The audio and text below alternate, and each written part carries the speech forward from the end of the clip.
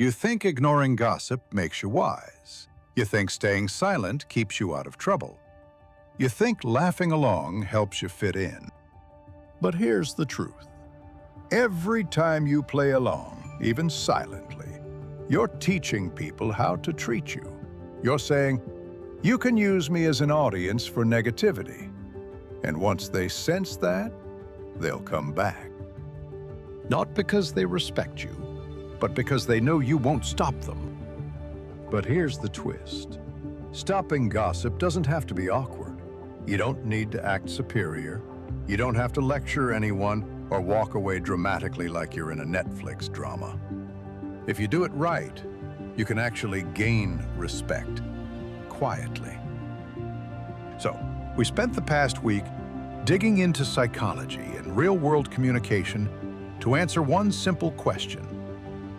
How do you stop gossip without looking uptight or killing the vibe? In this video, you'll discover why gossip feels so irresistible to our brains, how to shut it down without confrontation, and how to walk away with more self-respect than before. Let's start with this. Why do humans gossip at all? Psychologist Robin Dunbar, the guy who studied social bonding, says gossip wasn't born from cruelty. It was born from connection. Thousands of years ago, gossip was how tribes built trust.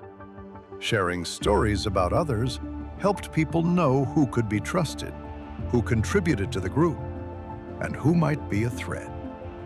It was basically our first social media, but with firelight instead of Wi-Fi. Back then, gossip held the tribe together. Today, it often tears it apart, because now we use gossip less for connection and more for comparison. It makes us feel temporarily bonded at someone else's expense. It's quick dopamine dressed as friendship. The Stoic philosopher Marcus Aurelius said it perfectly. If it's not right, don't do it. If it's not true, don't say it.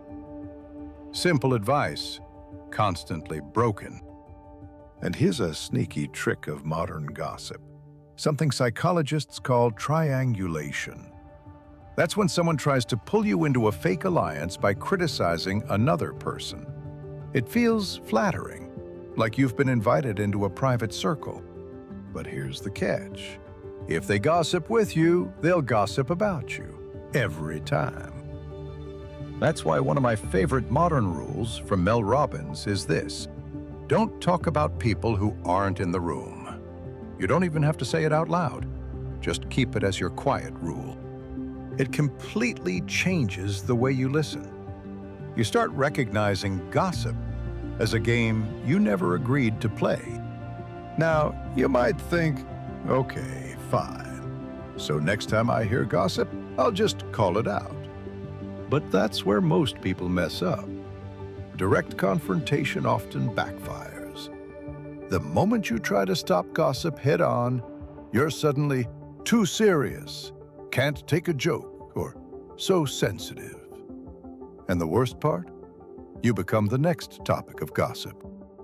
This is what psychology calls the backfire effect.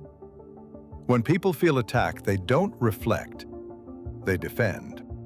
Most gossipers don't think they're being mean. They think they're being honest, funny, or bonding.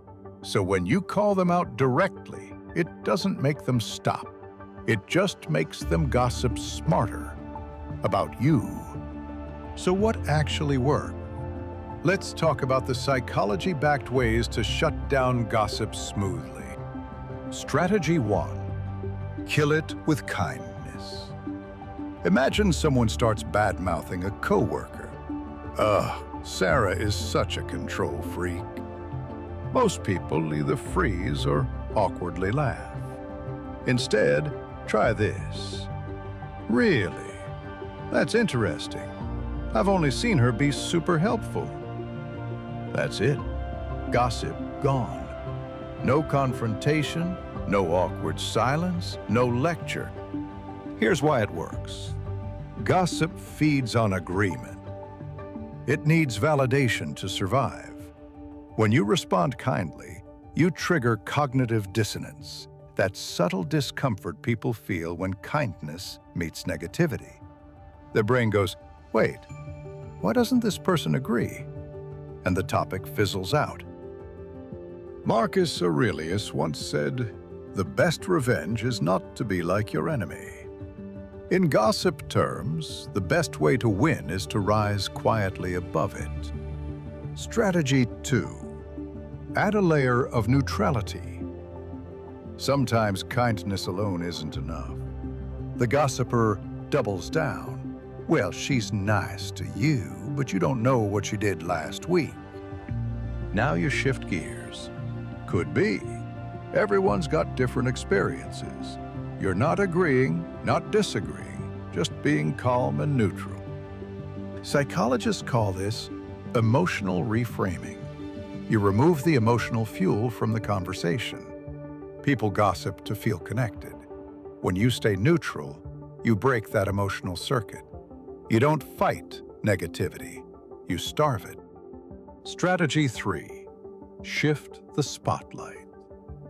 Once the emotional charge is gone, smoothly redirect the topic. Anyway, did you see the new project update? That looks intense. Or, by the way, how's your team holding up this week? Strategy 4. Break tension with humor. Sometimes, when the gossip starts heating up, you just drop something like, "Wow, this is turning into a full Netflix drama. I can't keep up with these plot twists." People laugh. The tension breaks. Then, before the gossip reignites, you steer it away. Speaking of dramas, have you seen that new show everyone's talking about? Boom. You just diffused a situation without a single awkward moment. Psychologists call this the relief theory. Humor releases emotional pressure and resets the mood. It's like hitting refresh on the social atmosphere. But sometimes, gossip isn't just social noise. It's toxicity. The person keeps dragging you into negativity again and again. That's when you move from soft skills to survival skills. Technique 1. The gray rock method. Act boring. Short answers, no energy. Oh, really? Didn't know that. No reaction, no emotion. This method is used by psychologists to deal with attention seekers and manipulators. When gossip gets no energy, it dies. No audience, no reward. Technique 2. Set a calm boundary. If you want to be direct but graceful, say, "Hey, I'm really trying to focus on staying positive lately. Part of that is not talking about people who aren't here. Can we switch topics?" It's kind, it's clear.